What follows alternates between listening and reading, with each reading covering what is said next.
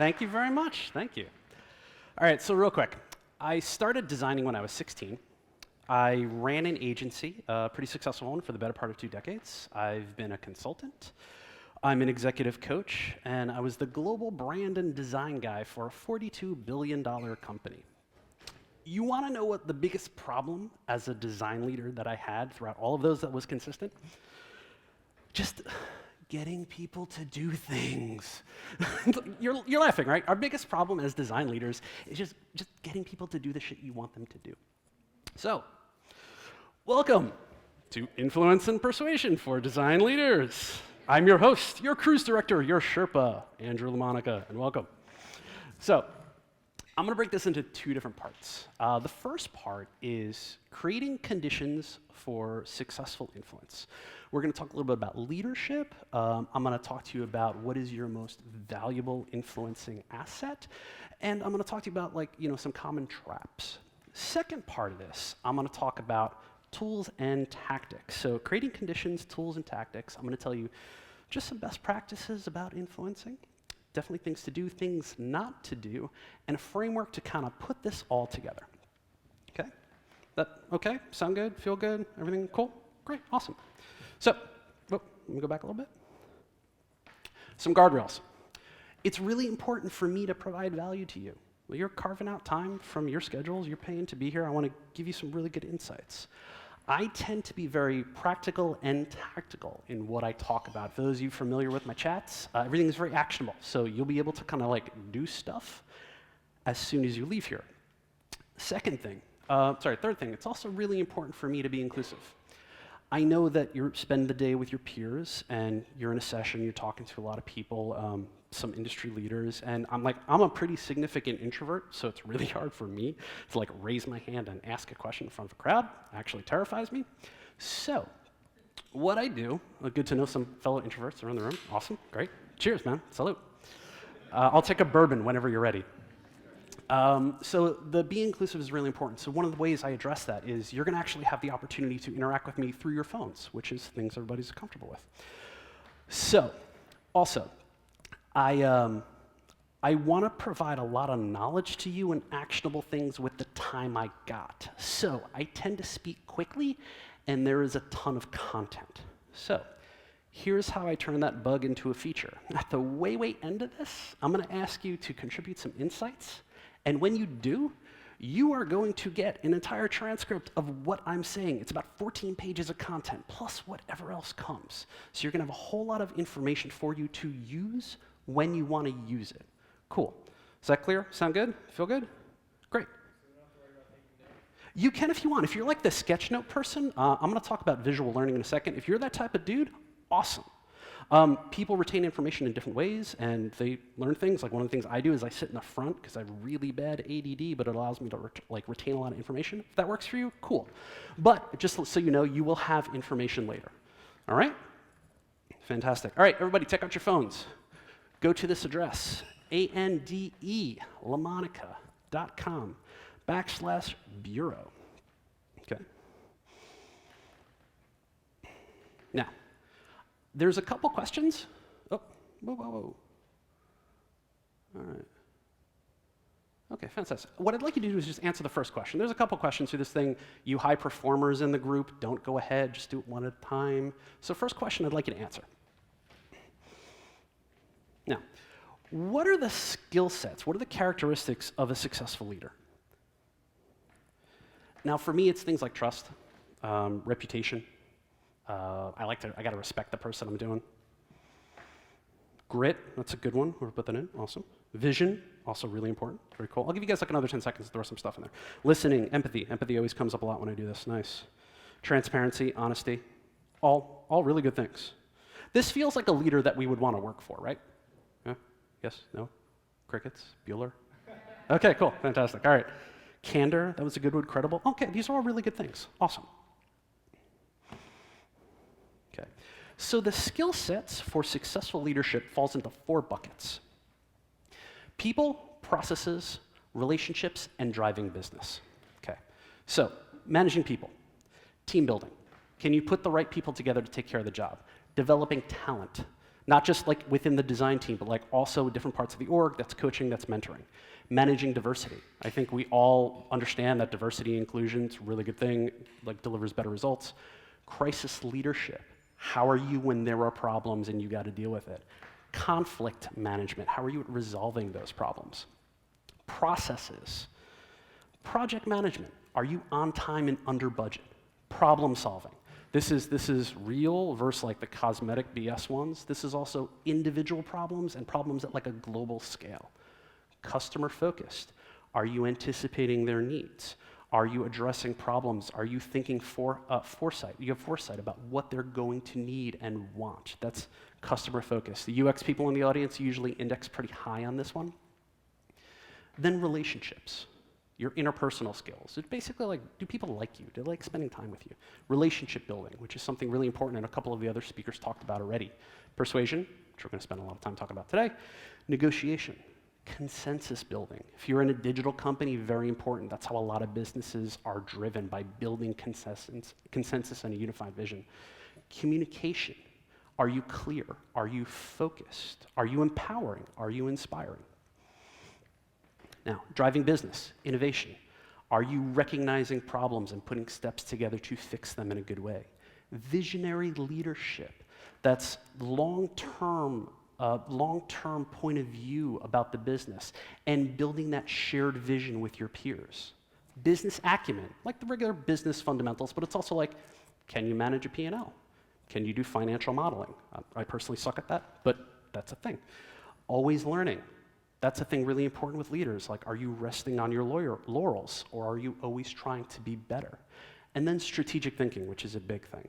It's that long-term competitive differentiation, delivering against business objectives, and like playbooks on how to do it. Okay, 19 skills of successful leadership. It's also a very lovely photo slide, if you were so inclined to take a picture. Now, it's okay. I'm going to go to this. Don't worry, I'm going to put it up in a second. It's okay, don't worry about it. Question number 2. So how many of those 19 skills do you need to be successful? I'll give you like 10 seconds to figure it out, and I'll throw this back up. Okay. 5 to 10, 11 to 15, 16 to 19, holding strong.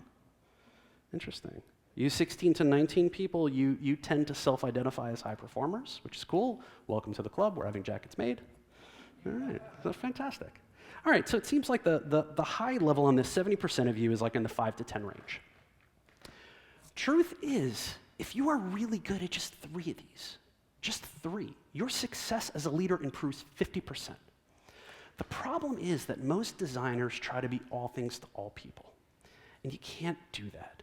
It leads to burnout, it slows your growth as a creative leader, and building the foundation of what we're going to talk about today, you're going to be less effective at influencing. So here's a question I know I'm going to get asked at some point, like, what is the skill or what is the bucket that makes you win the game of leadership? Unfortunately, there isn't one. There is no golden snitch that you can get. Studies vary depending on which level you are in your organization, but what I've seen and what a lot of the research says is that just being an authentic leader, like being, of those 19 skills, being the one that's true to you, that's honest and good and reflective of your personality as a leader, that's what's going to make you most effective. So the too long don't read on this one is the authentic leader, the good, the true, the honest. It's going to make you more effective at your job and more successful at influence and persuasion. Okay. All right. So what do you think is your most influential resource?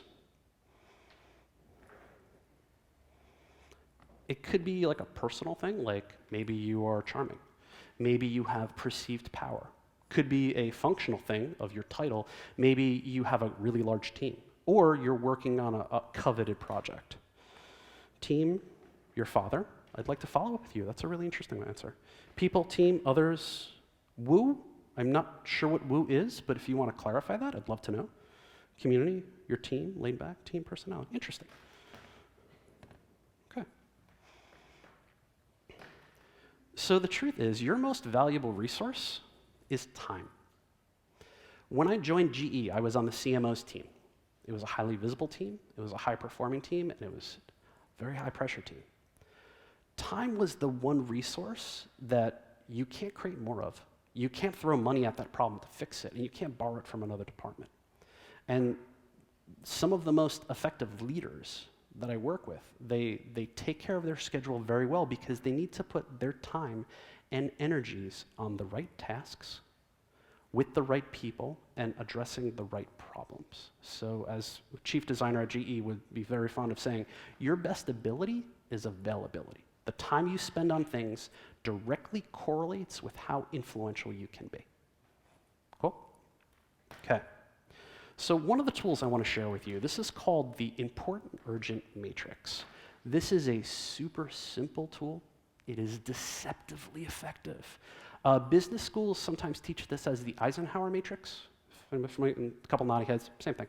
I use this pretty regularly to focus on like making the right decisions and making quick decisions on things. So I'll break this down for you really quickly. So when I say important, important is a task or action that brings you closer to your goals. Urgent is sometimes considered bringing someone else closer to their goals. Difference?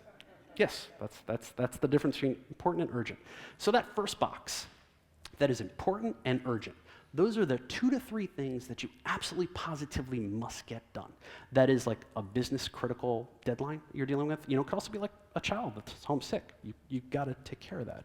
It's FaceTime with a senior leader to address a problem, things like that. That's important and urgent. Box number 2 is important, but not urgent. That's driving progress on things, pretty much everything in box number 1. You're driving progress, you're taking care of things, you're pushing things forward. That is one-on-one time with your direct reports, that is clearing obstacles and roadblocks for your teams, stuff like that. The more time we spend in box number 2, box number 1 goes away. It's a great box, I love that box. Box number 3 is not important, but urgent. Email is a big culprit on this one. Text messages, Slack channel, people stopping by your desk asking for stuff. Meetings, well, not all of them, but you know the ones that you really don't want to be at or you're not needed at. Those are those things that have the guise of important, but they're not really important. They're usually important to someone else. So unfortunately, we spend a lot of time here and we don't have to. It's really common for designers to just get like roped into stuff and you have all of these things vying for your attention, so you just get kind of drawn to them because they are important to someone else. But when you own your schedule, someone else doesn't. So spend less time in this box. A couple really easy things you could do. Reschedule things. I know it's a super easy thing, but a lot of designers don't do that. They feel like they have to. You could just say to someone, it's good to be like, hey, look, I don't have the bandwidth for this, or it's not aligned with what I'm doing right now. Time boxing, giving things a certain amount of time to take care of stuff. There's a VP, a design buddy of mine. He only answers emails Tuesdays and Thursdays between 3 and 5. Works really well for him. You can delegate effectively, which is something I'm going to talk about next. Or you can push back on leadership respectfully, like the respectful saying no. If I've got time, I'll talk about that in a second. And then there's like the not important and not urgent. That's mindlessly scrolling on social media. That's the notifications on your phone. That's the BuzzFeed quiz on which Harry Potter character you are. Like that stuff. I'm Hermione, in case anybody cares. But like those things are just time sucks. So you gotta get rid of them or ignore them and they will just suck less. Okay, so this is a really simple framework that just works. And by focusing your time in the right place, when you're gonna be more productive, and you can elevate your skills of influence, which we'll be talking about shortly. Okay, effective delegation. So when you delegate the right way, you're doing actually a couple things really well. You're empowering the person that you are delegating a task to. You're giving them a really great opportunity to shine, and you're giving them visibility throughout the work. You are improving the relationship, which is always good in a work situation. And as a bonus, you are giving yourself more time to focus on the things that you need to focus on. Now, believe it or not, most people don't delegate well. What happens often is some leader takes the stuff that they don't want to do and they dump it on someone else. See, that's not delegating, that's just like a shitty boss. So try not to do that. I've been on the receiving end of that a couple times, so it's hard to kind of navigate out of those things. But as a leader, as a design leader, you have the opportunity to do it the right way and be a role model for it. So here are the 10 steps to delegate effectively. This is GE approved. It works. And the 10 steps, you got to do it in order. So the first thing you're going to do, you're going to explain what it is. Here's what I want you to do. Then you're going to say, why them? And why not someone else? Next step, you're going to talk about outcomes. You're going to talk about parameters, goals, what you want the end result to look like. Then you're going to ask them to paraphrase this. Very important. You want to make sure that they're aligned with what you're thinking and what you're talking about. Next, you're going to ask them if they have any questions. And really good leaders, they're like, okay, I'll give you time and space to process things, especially if you got a team of introverts, where it's just like, my boss knew, my bosses were always really good at giving me a day to process things, so come back tomorrow, let me know if it works for you. Then you're going to ask if they're interested. You're looking for verbal commitment. After that, you're going to ask, how can you support them? As a design leader, you are their biggest opportunity for support and taking care of them. What obstacles can you remove? How can you help them be successful? Then, you're going to express confidence in them. As a design leader, you're their biggest cheerleader, and you're the most vocal mouthpiece for them throughout their organization, so use that. Then you're going to follow up. What you inspect, people respect. And then importantly, you're going to get feedback when it's over. What worked? What didn't? What did you learn? What can you do better? Now, there are a couple time-related traps when it comes to this type of influence. The big ones that I see, lack of sleep, distractions, and absence of trust. Lack of sleep is probably the easiest one to fix, but it's a big one because it works against both ends of the influence equation. When you are tired, when you are exhausted, you are actually less charismatic. Yes, it's true. There are scientific studies on beauty sleep. It's a thing. It makes you less effective at what you're trying to do. And on the other end of that, when you are tired, you make bad decisions, and you are not good at influencing. It actually decreases the cognitive functions.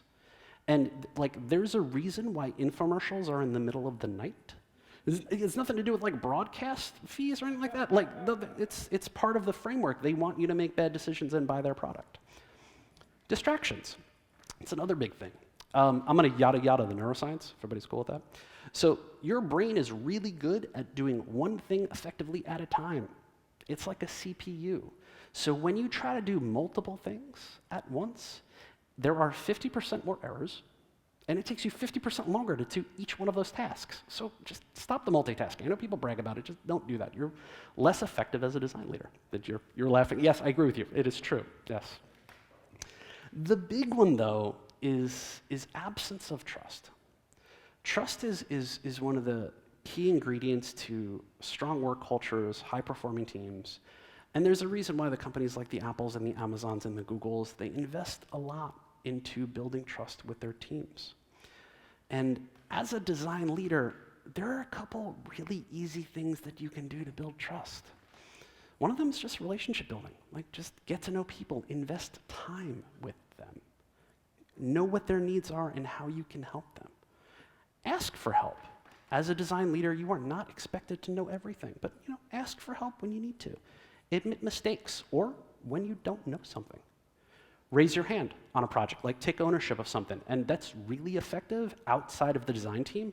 If you're working with business or finance or marketing or legal, well, be like, hey, let me pitch in on that and let me help. It goes so far with building trust. Freely share your knowledge and your network. That's what I'm doing here. It's a good thing, and it's a really easy thing to do. And just also do the super tactical stuff, address problems quickly. Follow up on stuff. Be empathetic to your team. Understand the emotional temperature of what their needs are and how you can help them. Okay. Question number 4.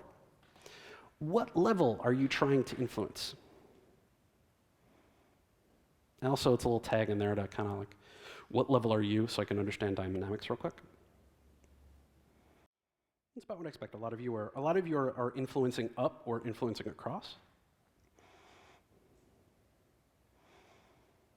Oh, you know what? Okay. I'm noticing there's a couple agency people here or consultant people here, which is fantastic. So everything I'm about to talk about, super applicable for you, but when you are coming from a third party, an agency, just ping me directly. I got a couple things that are super, super helpful for that. But everything we're about to talk about is going to be really effective for you. Okay. All right. When I get into tactics about influence and persuasion, I like to do like the Doctor Strange thing and put the warnings up front. So when I talk about influence and persuasion, I'm not talking about like Jedi mind tricks. I'm not talking like this isn't a lesson in the dark arts, you know. What I'm talking about are these are just little personal tools and tactics to help elevate your executive presence. Cool? And I also want to highlight too that you do not use these things for malicious purposes.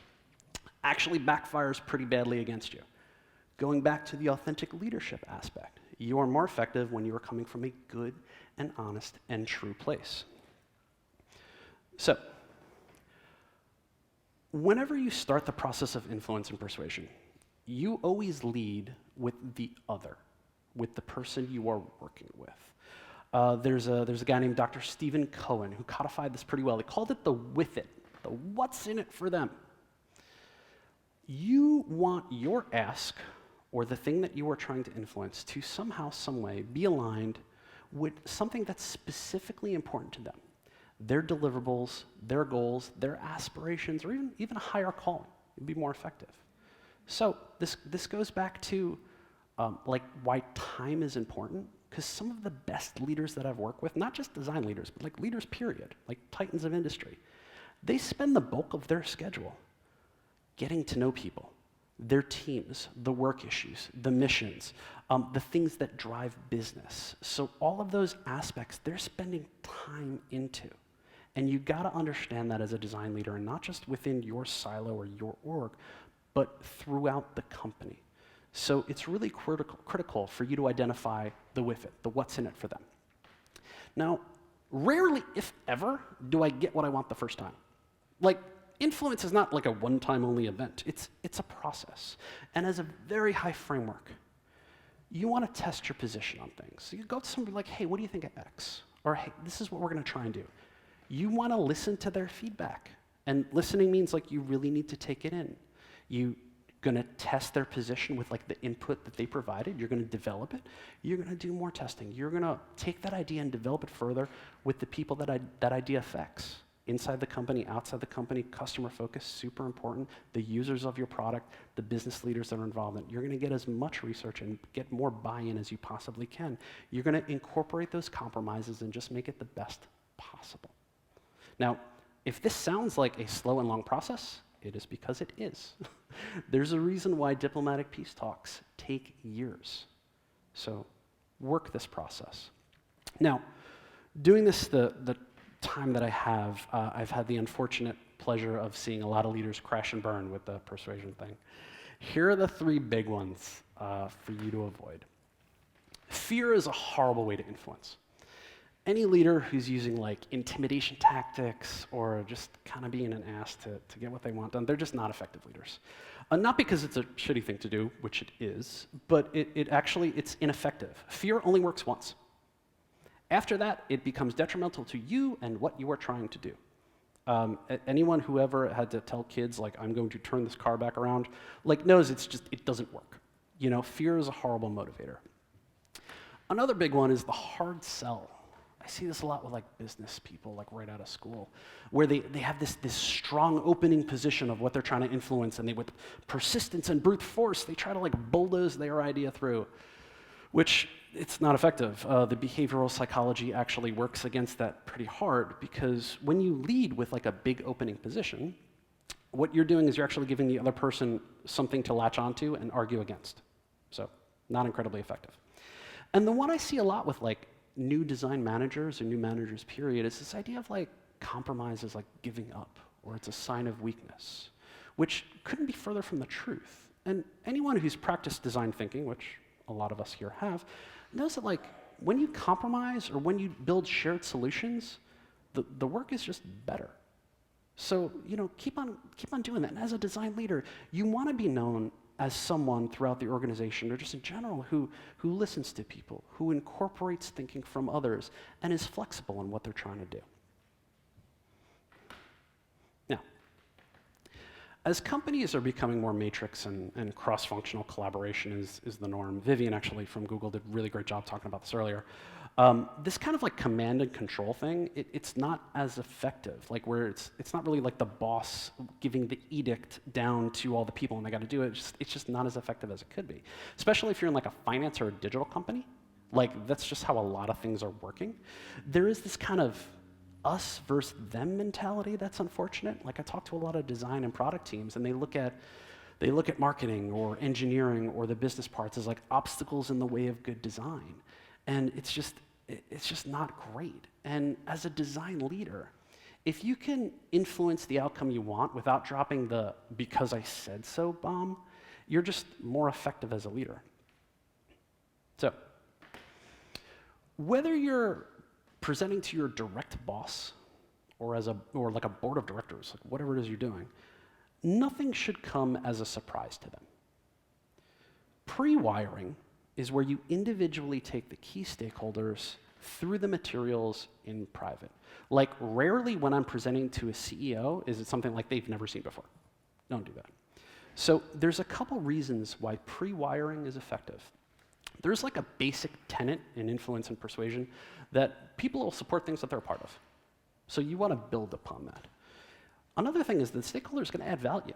They're going to have insight into something like maybe not at your level, or they might have historical knowledge to make the outcome better. They're going to add value in some way, shape, or form. Also gives you the opportunity to address any potential red flags in private. I've made that mistake a couple times. We'll never do it again. Also, the good stakeholders and the good executive leaders, they're going to know to start giving you air cover. When they're aligned with your idea, they're going to help take away some roadblocks. If there are people who need persuading, or if there's political things that need to happen, the good leaders are going to take care of that for you. Here are a couple things which are super effective. I love the 2-minute drill, where I'll grab someone like between meetings, or I'll stop by somebody's desk super quick and be like, hey, what do you think of X? I wanted your advice on this thing. And ideally, it needs to be something really short that you could take care of in a second, but it's a good way to like kind of build that rapport. The regular updates, those regular one-on-ones with the project teams, and you want people who are going to be involved in any part of the process, like the business leaders, who are like, hey, what's up? Come to this, or we're going to give you a readout of this meeting. But these regular updates are really good for driving progress, getting people involved, incorporating their feedback. Or if you need the more formal approach, a week or two before, just kind of like have time definitely scheduled with the key stakeholders of the leadership where you can like walk them through everything. But just make sure you have enough time to address their concerns before the final thing is due. Okay. There are two aspects of how someone becomes convinced of something: how the information is delivered and how they process that information once they have it. These are called modes of persuasion. There are a bunch of them that are really effective. I'm going to share the two that I use pretty regularly. Okay? The first one is called the appeals of argument. This is great. This is actually one of the first ones I learned at Harvard Business School. It dates back to Aristotle, and it's like the FedEx logo. It's been around forever, and it just works. This is where there are three very strong components of how you persuade someone. There's the logical part, the emotional part, and the credible part. The logical part. This is commonly shared beliefs. These are universal truths. These are like data, charts, numbers, and like the analytics. What do those data, charts, and numbers tell you? Okay? There's the emotional part. There's the hopes and fears, the passion and needs, the scare me or surprise me. That last one's really big at GE. And then the last part is the credibility aspect of what you're trying to do. That is, hopefully as the design leader, you are the subject matter expert of what you're talking about. If you have challenges being perceived as a subject matter expert, just ping me. I have some good material on that I will share with you. Similarities to the audience. And the audience in this case is the person you are trying to persuade. The more you are aligned with them, the more similar to them, the easier your job is. Strong moral fiber. Anybody who was following like the Robert Mueller investigation, like you heard that phrase a lot. Credence or halo effect. Anything that adds validity or any waves that you could ride that's aligned with what you're trying to do. Now, you got to use all three parts. A lot of designers just kind of do the emotional thing. You got to use all three parts because it's going to be effective for you. You listen to any lawyer give a closing argument. You listen to a politician give a stump speech. You're going to hear all three of these things. Okay? So incorporate them all together. Now, Accessing cues. I'm gonna yada yada the cognitive science behind this. People receive and process information in one of three channels: visual, auditory, and kinesthetic. That's seeing, hearing, and feeling, okay? Now, they process this information, and there is going to be one channel that they are dominant in. You can tell which channel that they are dominant in by how they speak. This I use a lot when I need to understand like a CEO or an executive that I don't have any insight into. So it's a really good shorthand for trying to pick that up. There's a couple people here who I've worked with in some capacity know that I take copious notes during meetings. This is actually one of the things I'm tracking in the meetings of like what their channels are and how these people receive things. So visual channel language. People will say things like, oh, I see what you mean. Oh, can we look at this? Or shine some light on this. Do you kind of see? These are visual language people. When they start talking like this, that's the channel that they're dominant in. Auditory language. They'll say things like, oh, that rings a bell. Oh, sounds great. Loud and clear. They'll use language like that.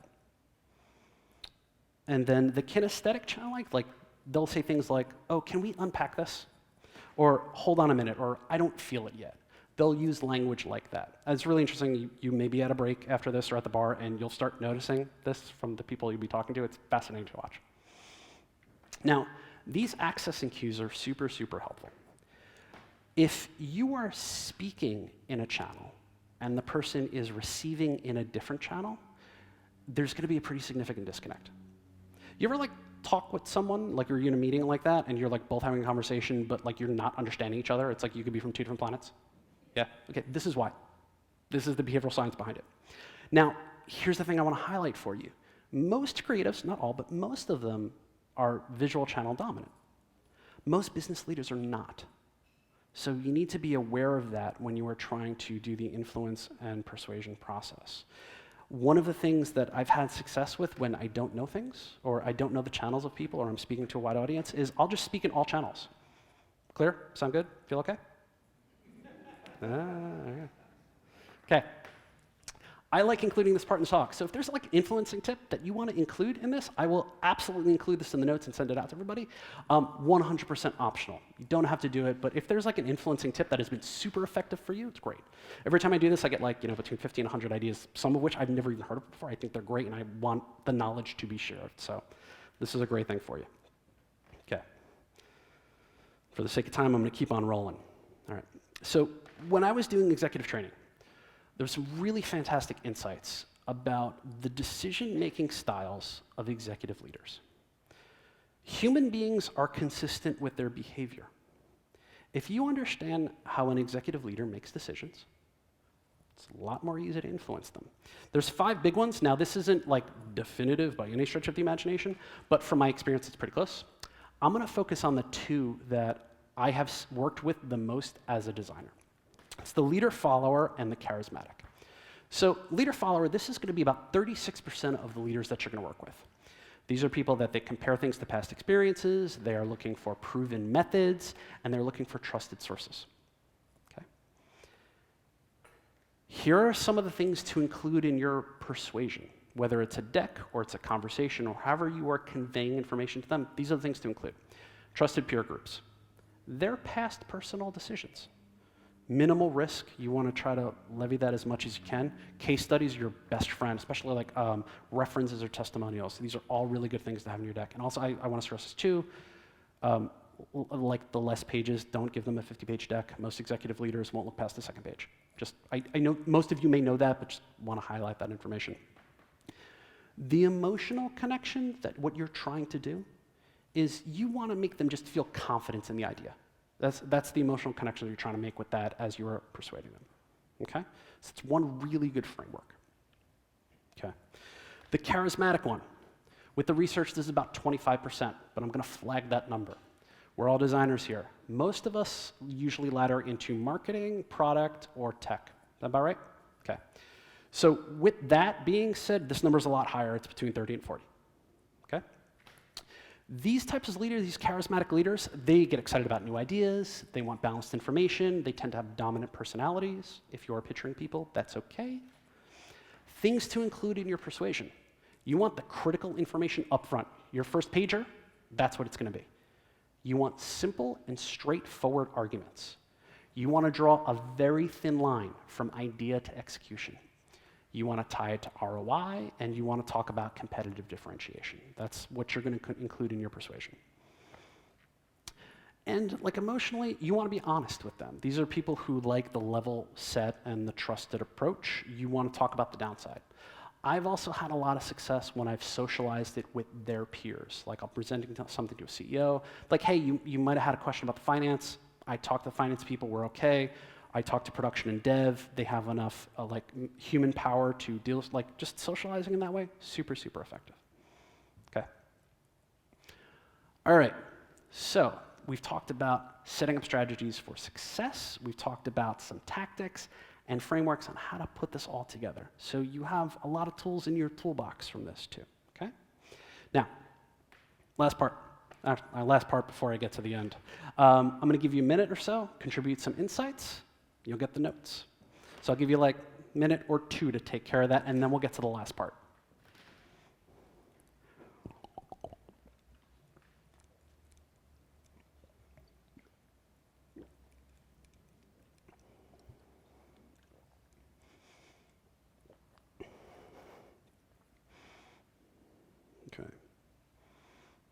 And as well, if you scroll down a little further, there's a little box called questions. You can start filling those in if you want me to.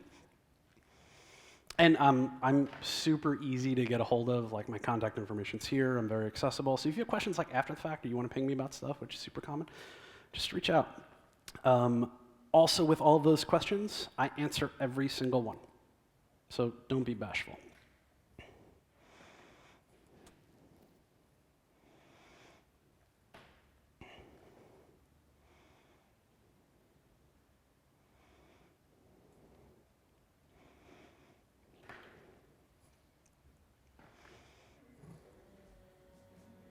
It's a really good question. That's actually an influencing technique.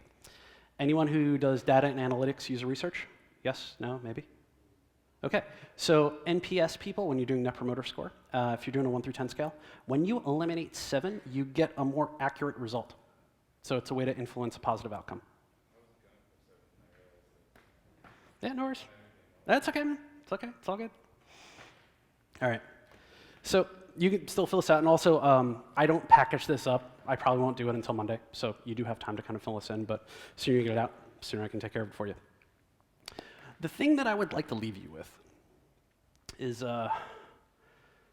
so I was doing executive training, and I was in a session about complex negotiation, which is when you have to come to a resolution with like 9 different parties. And it's me with like a bunch of like diplomats and lawyers. Actually, one of my partners, he handled the kidnap and ransom cases for the Army. Like, super fascinating work in this one. And this particular session, it was interesting because I was working with leadership, and a lot of the business people I talked to, there was like, oh, complex negotiation, think about that, that's like a big thing. And I always find that funny because, like, as designers, that's like what we do every day. Like, you try launching a product where like marketing and legal and all the business units are aligned. Like, this is what we do. But neither here nor there. So we're having a session, and it kind of builds up into this like real life thing that you got to do where you have to come to a resolution with a lot of people. And you get like a private package of like, here's what you can influence or negotiate, and there's like a point value to it. They gamify this stuff. And you get your points at the end. So I did okay. I was kind of learning these techniques, and I was really proud of kind of what I did. And there was another group that I've been in a lot of like heated corporate meetings, and I don't know what was going on here, but it was just bad. And this one young lawyer, there was just a lot of challenges with this team. And we didn't know this, but in her packet, she had, she could negotiate a good deal and influence a positive outcome where everybody's kind of happy. She gets like a respectable point value. But we didn't know was that there was also, if you destroy the negotiation and you make everyone miserable, you get this like crazy high point value. Sure enough, that's what she did. She got her high points, and she was really pleased with herself. So, the group of us, all of us were kind of talking about this outcome, and she was very pleased with herself. And we're doing the feedback. And I was like, you won, and that's great, and we're all kind of talking. But it was really interesting as we started digging in deeper that she just really made her colleagues miserable. And she basically told us what she would do to win. She will sacrifice her team, she will make everybody miserable, and in order for her to get what she wants out of this. And as we're kind of unpacking this, she started to realize the mistake that she made. Anybody know what a Kobayashi Maru is? Yeah, my shouts to my sci-fi heads. So a Kobayashi Maru, it's an exercise that it's designed so you fail. And they want to see how you deal when there are problems. And that's what this was. Needless to say, she had a very challenging time for the rest of the session. She spent a lot of effort in trying to curry back into favor of people there. So the thing that I would like to leave you with is you're going to have a lot of jobs in your life. You're going to have a lot of different roles. But you're going to have one reputation. So do right by people. Thank you all very much. I will stay here until they kick me off and answer questions. Thank you very much. And we do have time for a Q&A, so any questions for Andrew? I will, let me do this inclusive. You could start loading in questions. Okay, not yet, but looking forward to the notes. Would love some more information on executive coaching. I do it on a case-by-case basis, but there's a lot of really good people out there. I will do a shout-out to the Design Leadership Forum, like Adam, who's here somewhere in the back, the gentleman in the roguishly handsome attire. He runs the Design Leadership Forum, which is a great thing to kind of bounce ideas off people and work with your peers to kind of figure some things out. I think executive coaching is really helpful, but a lot of the stuff you can get through your peers. You said agency-specific tactics. What are they? Okay, in the notes, I will include some stuff. One of the things high level on this is when you are not a part of the culture, you have to influence in other ways. One of the things that's really effective would be when you have an advocate. Someone who is not you, who is not part of your organization or your agency, to recommend you or to speak highly of you. This is one of the reasons why agencies talk about awards so much, because it's a third-party accolade for what you do. When you are a third party and you talk about how great you are, it actually works against you. So if you can work around that and have others speak for you just for the general introduction, that's like a quick pro tip. There's a couple other things I'll include in the notes. Okay, the difference between design leadership and leadership in any other discipline. I think it's just a more focused thing, but if you want me to dig deeper onto that question, just throw it in there. Accessing cues. The accessing methods make a lot of sense. The phrases to identify make sense, but how would you shift the conversation to speak someone else's channel? Switching, see, feel okay, can be enough. Okay, really good question. So how do you channel switch, or how do you start talking to the people who are receiving that channel? So when you are presenting an idea, let's say someone is auditory, because that's a challenging one. If someone is auditory and you are presenting creative or an option to them, you're going to say things like, imagine the sound of how excited people are going to be when they use this product. Kind of see how you understand that? You're going to use auditory cues of painting a picture using sound. So however you can incorporate those things, or you can say, like the kinetic one, you can say, like, I really want to unpack this idea for you, and I want you to get hands-on on this so we can figure out this challenge. Like, you want to use language like that as you are describing and talking about things, okay? Have you written any books on this material? What books you might recommend? I'm actually halfway through writing a book. I have a ton of content through InVision, through various conferences. You could just Google me. There's like a ton of stuff there. Books, would you recommend? I love this game. I love recommending books. Anyone who has seen me give a talk from my office, there's like a wall of really good business stuff. Focus your question. Ask me that again, and I'll give you a short stack of really good stuff. Any resource recommendations for those who are new to design leadership? Mentors are really good. Find mentors in your company, and it doesn't have to be one. You have many of them throughout your career. One of the great things I had was like, I was able to, I wanted to identify people who are really good at something that I was lacking. Like one of them was project managing. I suck at PMing. So I found someone who was on my team who was just really good at it. This person was actually junior to me. And it was great. I was like, hey, can you help me with this? And it was good. It built the trust and bond between them. So mentoring, really good. New to design leadership. It's becoming more of a thing now that conferences are having tracks in creative leadership, kind of like what's going on today. There's some really good books out there. I think Radical Candor is a really good one. I haven't read Julie Zhu's book from Facebook, but I hear good things about it. And there's a couple business leader stuff, but they don't. It's more management books than leadership books, so I hasten to recommend those. But if there's anything specific, just let me know. Okay? One more. Any specific tip for true introverts? Leaders who are neurodiverse. Okay, that's actually a good one. The high-level answer for that, you want to check out this woman who's amazing. Her name is Susan Cain. She wrote a book called Quiet. As I'm seeing a couple nods, Quiet Revolution. Really good stuff. She gave a talk at How Design Live, I think it was 2 years ago. If you get access to that talk, really good stuff. Who else is really good? There's some stuff out there. There is. I'm halfway through a talk right now, just specifically focusing on introverts. Give me your email. I'll ping you when I'm done. Susan Cain. Yeah, it's called. Her company's called Quiet Revolution, and her book is really thoughtful. It's actually a good read, so it should be okay. Any other questions you think now, later? I'm super chatty. I will have a cocktail after this. Introvert, we crash hard. But yeah, like if you have any questions, just feel free to ping me.